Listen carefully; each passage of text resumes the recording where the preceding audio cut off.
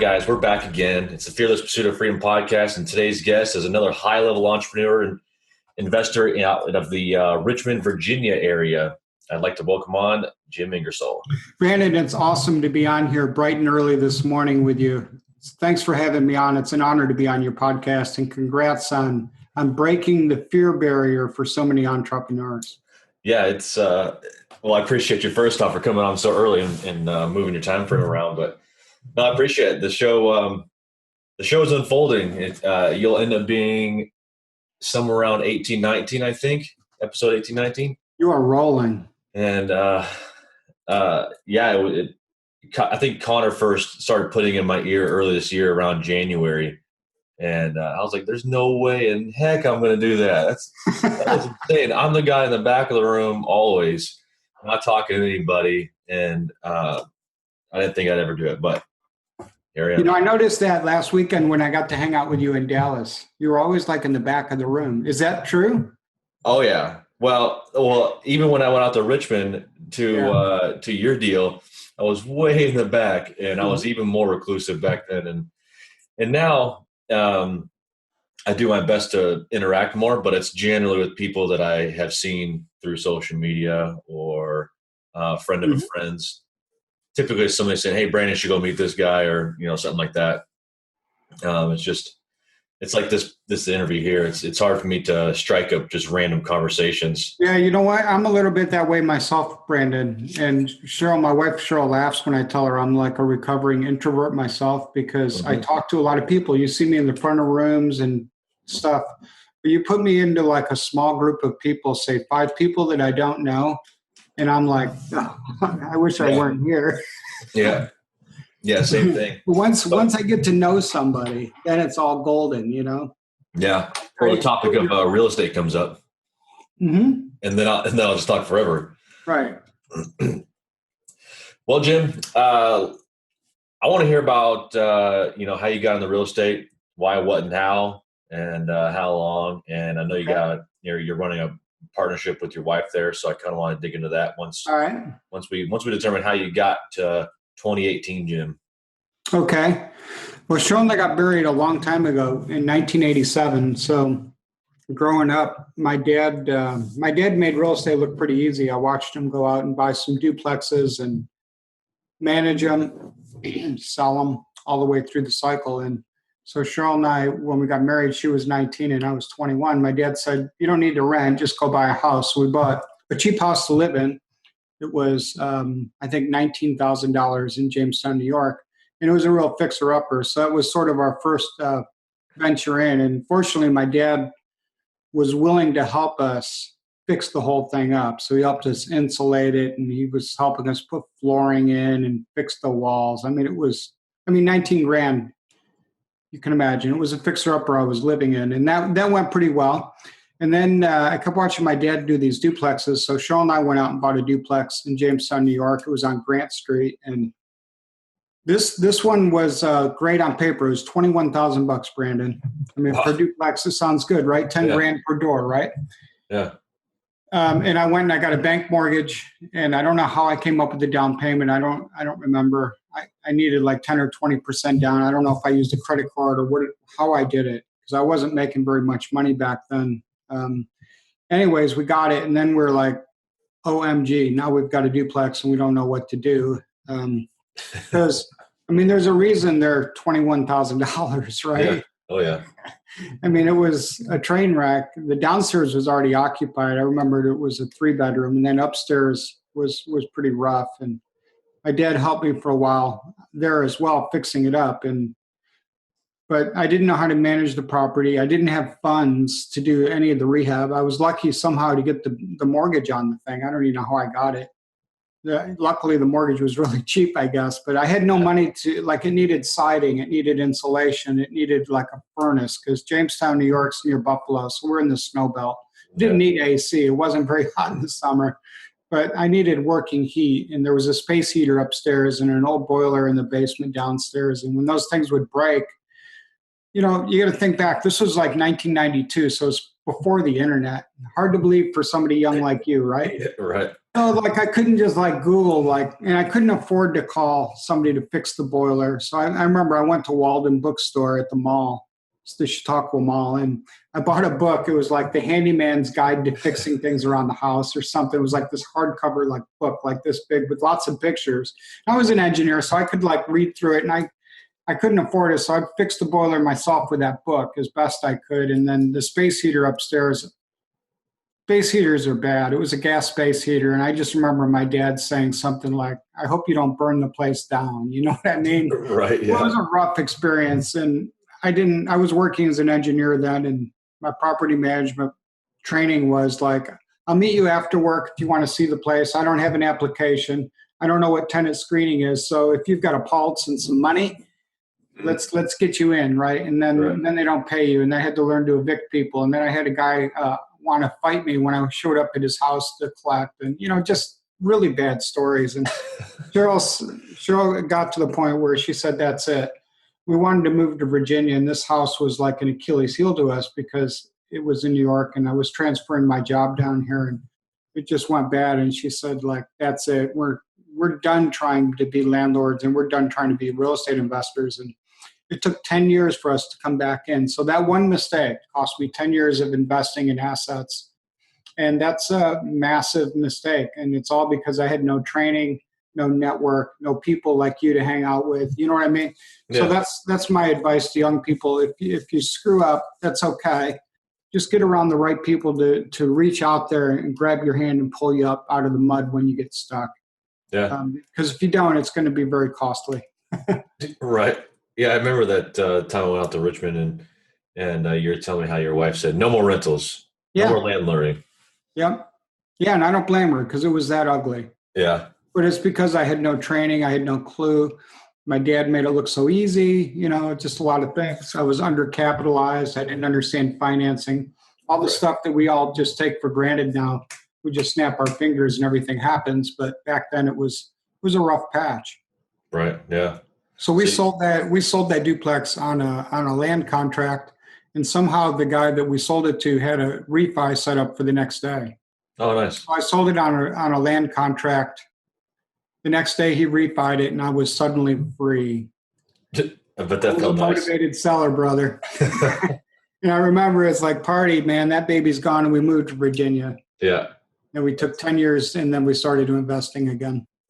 So what drew you back in?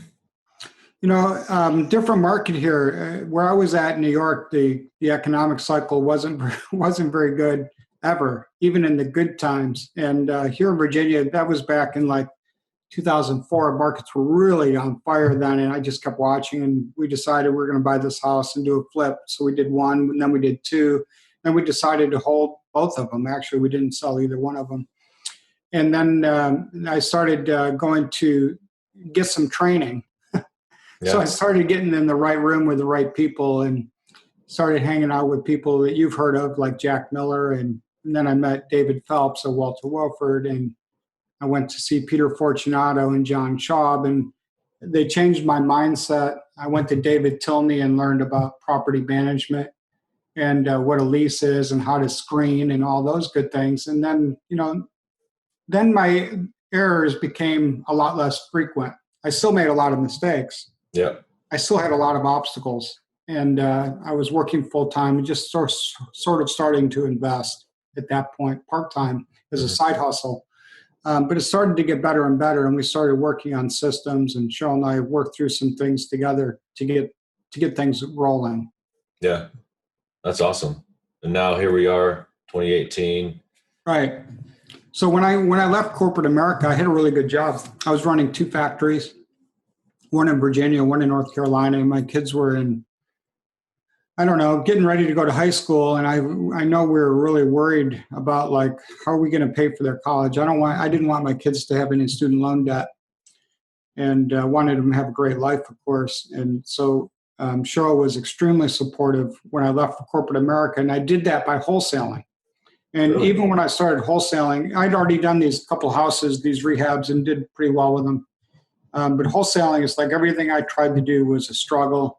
Again, that was like 2004.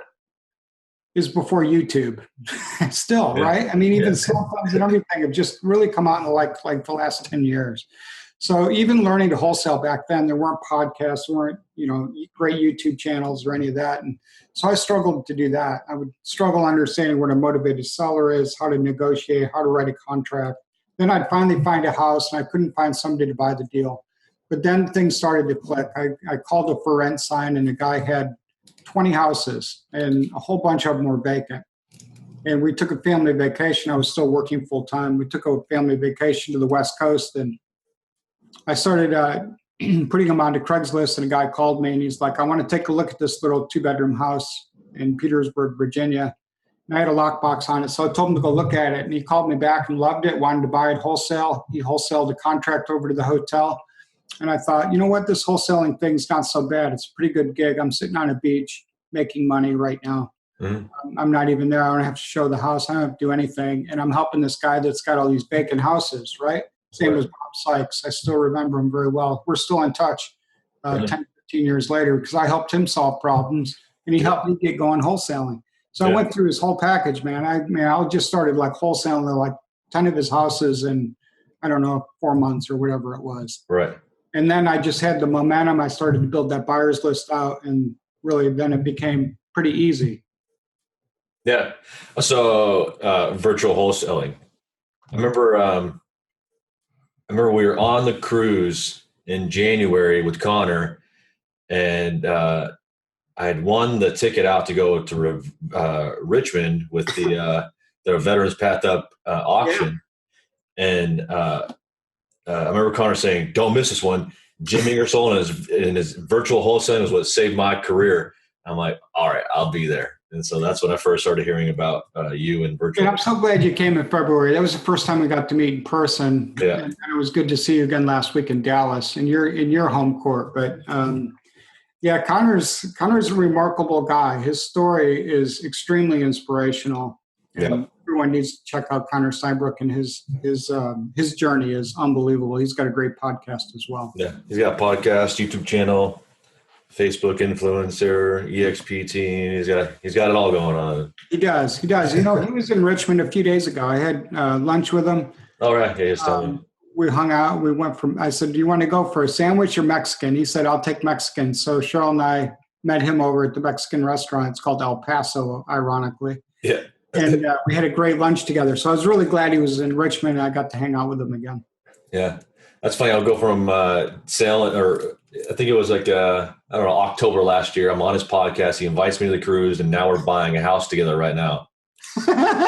He told me that. That's awesome. It's strange how these things work out. It is. It's all about building out that network. And nobody told me that when I was your age. Yeah. They didn't tell me like you're the average of the 5 people you hang out with the most. Right. What I was told was go to school, get a good education, get a great job in corporate America, and just keep climbing that ladder. Yeah, right. That's all you do. I wasn't told to like build out your network and build relationships with people that can help you to get to that next level. I wish I'd have known that at a young age. Yeah. I mean, I wouldn't be anywhere near where I am without all the networking I do. And some people think that I'm loony for traveling the country, meeting all these new people, but every dollar has been. Cheryl and I were just talking about that this morning because she said somebody local was like, "Are you done flying for a while?" And Cheryl's like, "I wasn't in Dallas. Jim went alone." Yeah. But, I mean, there's a reason we get into the right rooms with the right people. I don't want to be the person talking all the time. Right. And I want to be the smartest person in the room. Yeah. So with your current business model, what are you doing, and what piques your interest? What are you going to throw to the wayside? What do you think? Here's what I learned having gone through, like I said, I started investing at the very top. Yeah. And then I survived all the way down. And that's in going way down like we did in that cycle was really tough, honestly. Anybody who says it wasn't tough is lying. It took out a lot of really good investors, a lot of good friends that I knew. And then now we're back up pretty high again. Having gone through that like whole cycle now, here's how simple the timing is. Buy when others are selling, sell when others are buying. Yeah. That's it. I didn't know that until recently when I figured it out, but it's that easy. So right now, the market is still a pretty good seller's market. So we want to sell. Yeah. So we're selling a lot. And if it starts to go down significantly again, I'm going to start buying a lot. Yeah. I'm still buying and holding, but I'm not buying and holding at the same velocity that I was 4 years ago. Right. And looking back, I mean, I wish I would have had capital to do more. Yeah. When you're in like that free falling period of the market that we're in,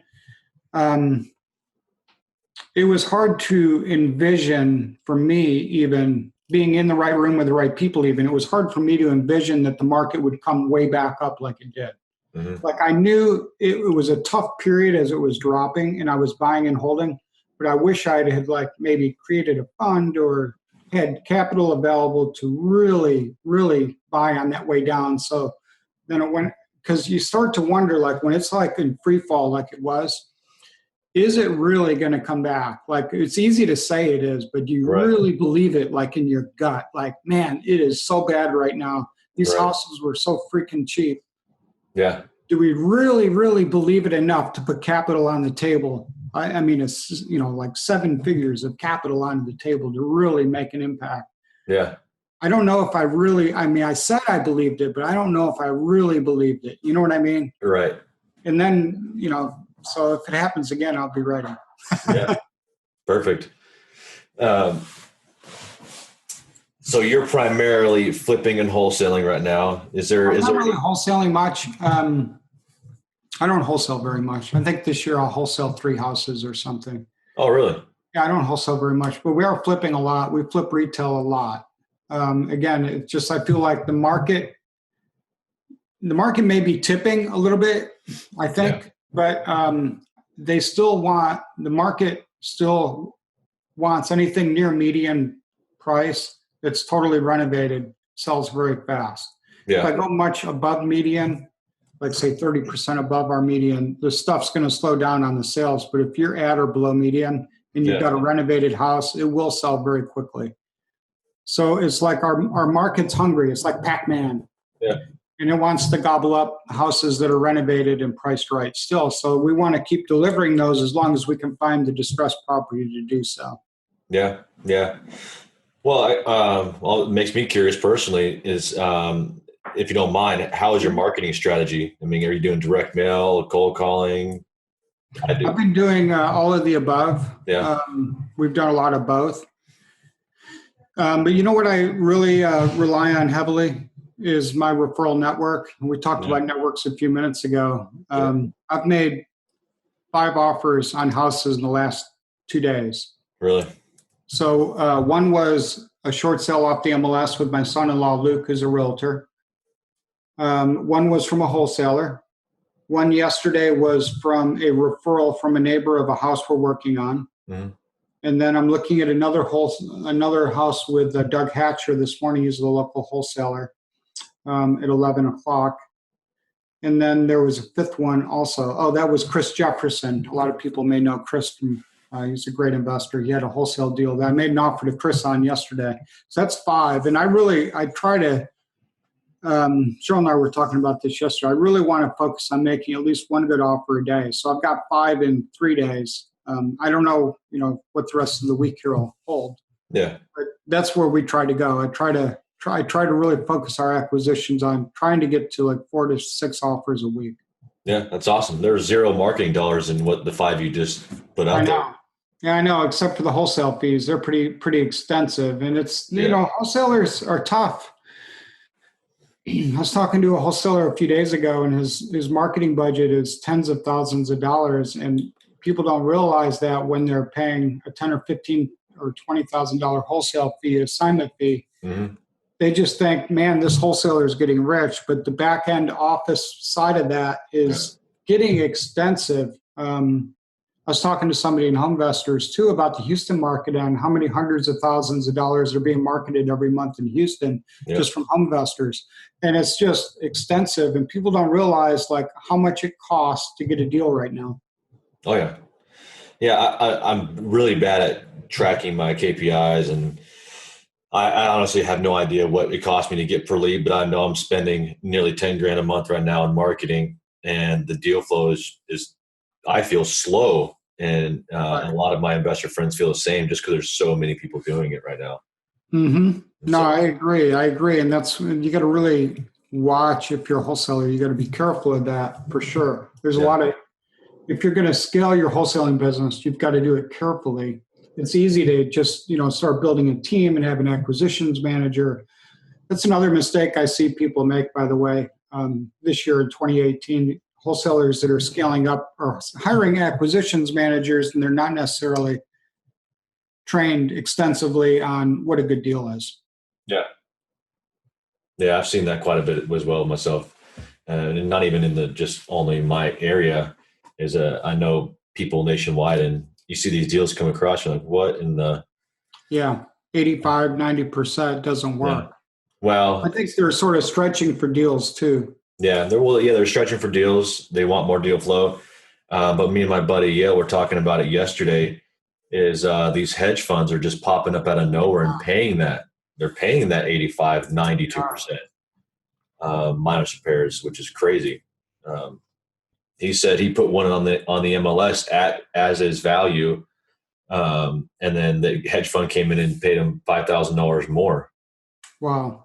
So So when the market is buying, it's a good time to sell. yeah, yeah. I hear that a lot lately, especially we just got back from Mexico with David Phelps and Mike Gunn, and Yeah. and all of them across the board were like, we're selling.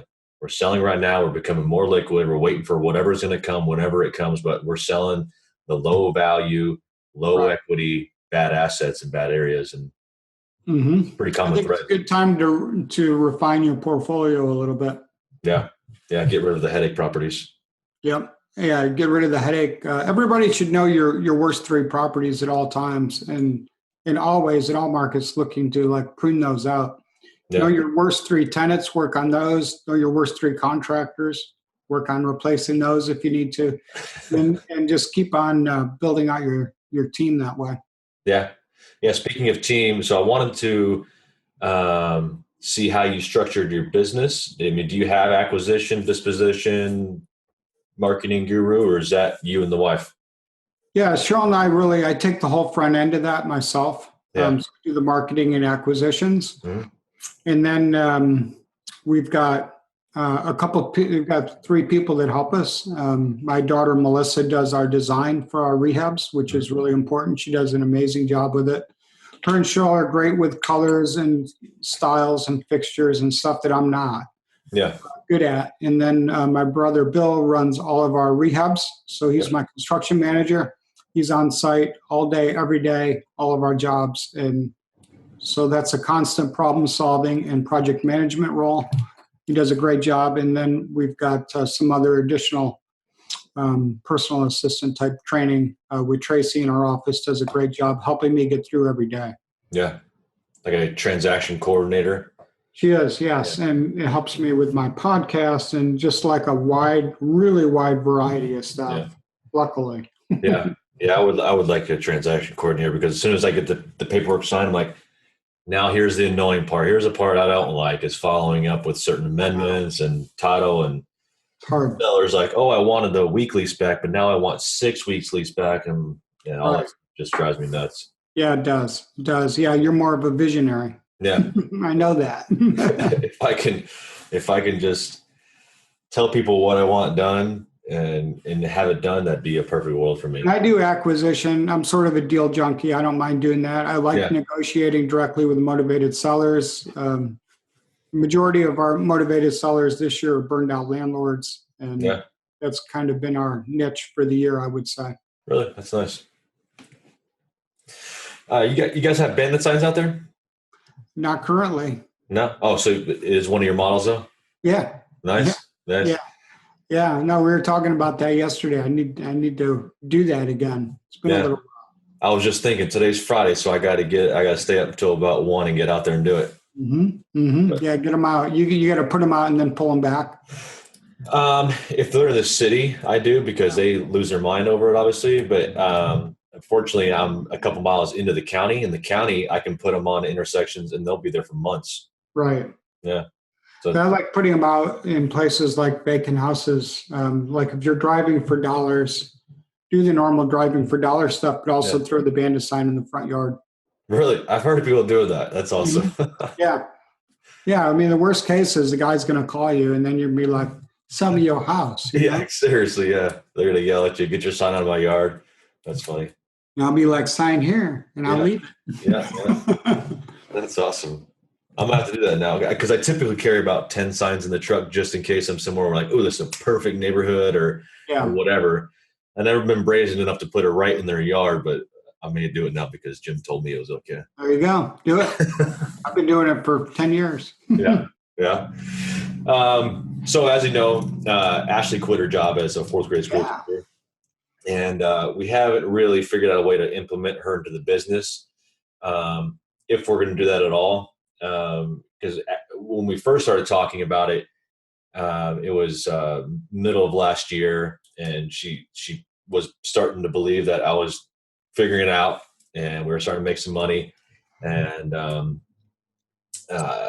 her headaches every single day from coming home from work and hearing about the poor kids and the way the system is just like it's buckling on itself, and the more and more guidelines, more and more just weird things going on across the nation with the school systems. But so she finally quit.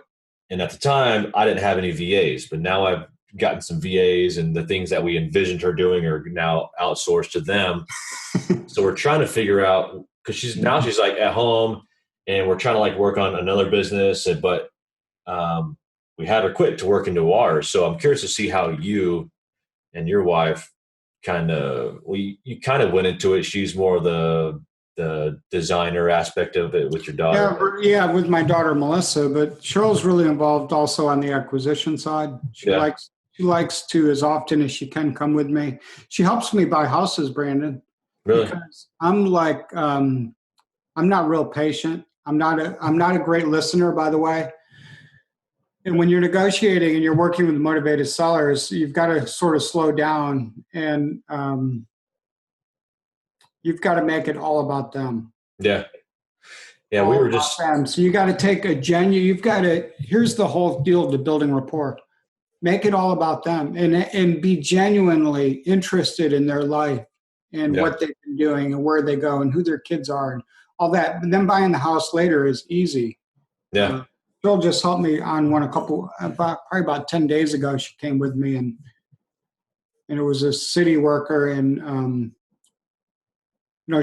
I didn't know if we were going to get to the right price point or not, but she texted me later. I wish I could find the text, I'd read it. But she was like, your wife was amazing. She really helped me understand, and I'm going to go ahead and sign your contract. And I thought, well, I'm glad she came along, so that's something she does do. And then she's really involved with our financial side as well, Cheryl is. So she does all of our payables.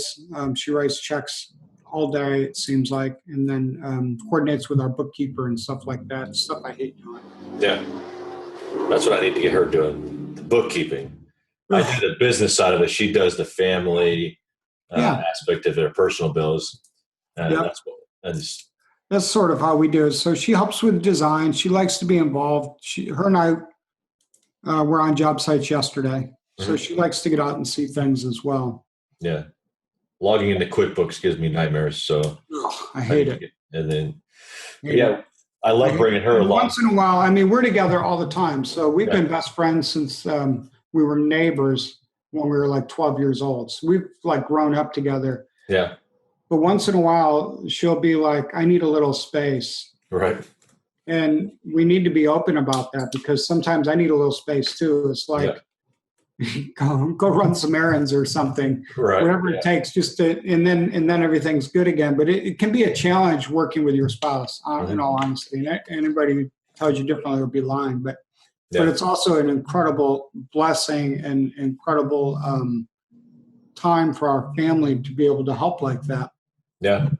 Yeah, we do everything together. We go to the gym. We sit in the same office. We work together in the same office, and we both go pick up the girls. We I mean, it's every day, all day, every day. And it seems like we haven't gotten sick of each other yet, but we're thinking about setting up 2 separate offices in the house because we know at some point we're going to be pulling each other's hair out, throwing stick-it pads across the room. But it was the other thing we had to watch when our girls were in like high school. Cheryl and I would hit it all day hard every day, and then we'd come home and they would come home from school and we'd go to dinner or whatever, and Cheryl and I would just keep talking about real estate and they'd be like, turn it off. Right.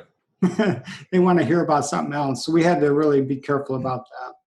Yeah, that's a good point. I was just telling my kids yesterday how I'm going to start teaching them how loans work.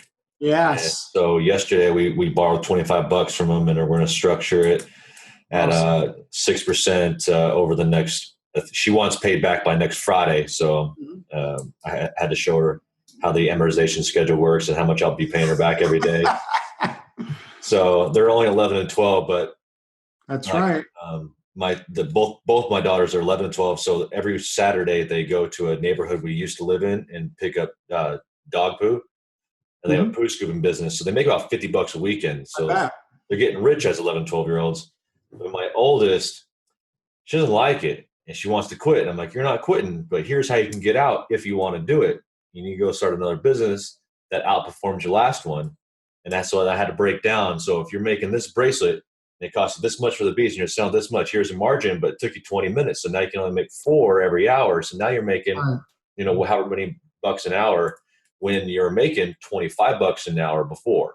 So do that, because we're literally out there for 45 minutes to an hour and 15 minutes tops, working on anywhere between 5 and 10 houses. And they do great. That's awesome. But she hates it. And so I'm trying to teach her, like, if you go get your McDonald's job at 18, you can't just quit and hope another job comes up. You got to line up your next job.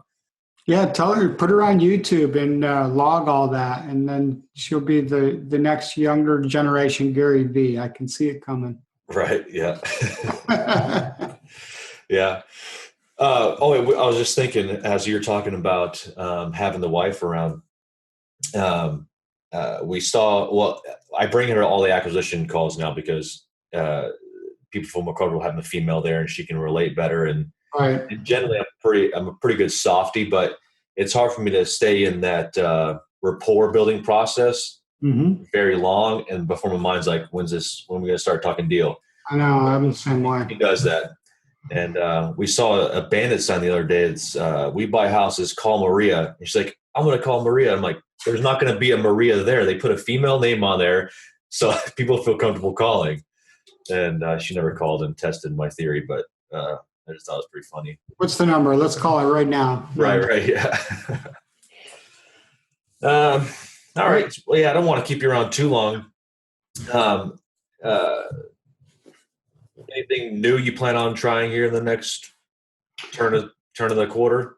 No, I think we're just going to stay on the same path that we're on. One thing I realized a few years ago, Cheryl and I were talking about it, and it was like, I had Aaron Walker show me this concept. He said, Jim, I think you're an inch wide and a mile deep. I'm sorry, the other way around. You're an inch deep and a mile wide. So try to take something and go an inch wide and a mile deep with it. Yeah. And scale something. Right. You don't need, 10 different things that you do, or 15 different things of income. So I've really tried to scale some things up and let things fall off the ends as well. Yeah. And so I'm going to stay focused. I'm not going to chase shiny objects. Yeah. And I'm just going to keep doing what is a pretty repeatable business model, and pretty easy just to stay on the path that I'm on. Yeah, that's smart. I mean, I get told that all the time. It's hard for me to wrap my head around that. But, I haven't strayed too far yet. So. Yeah, it's hard. It's easy to chase squirrels and shiny objects all over the place just because notes look good and subject to deals look good, and then you got to learn about IRA investing, and then the next joint ventures, and then you got virtual wholesaling. All these things look good, but find something, repeat it, and dig deep with it. Yeah. Well, one question I ask everybody before I let them go is, if you had 6 months to live, what do you think you would do with it? Well, that's a really tough question. I'll tell you, for me, it would be just spend as much time as I can with my family. Mhm. I want to leave an impact on this world. I've been really blessed with helping people in real estate, but I've also want to be able to help people with other things in life. Yeah. And hopefully that'll be part of the legacy as well. I would want to make sure that Cheryl and everybody could continue on. Yeah. That's awesome. I mean, that's pretty much what I get across the board when I ask that question, but I like to, it's something I ask myself fairly frequently is, am I doing now what I want to be doing? And Right. if I'm not, I need to figure out how to get in that position. And just constantly reminding myself that although it may seem, and we may end up ending to or living until we're 80 or 90, at any moment's notice, we could get that call from the doctor saying, I agree. 6 months. So I like to remind myself of No, it's good to think about that. yeah. I agree. What is our legacy when we're gone is an Yeah. important thing to think about. Yeah.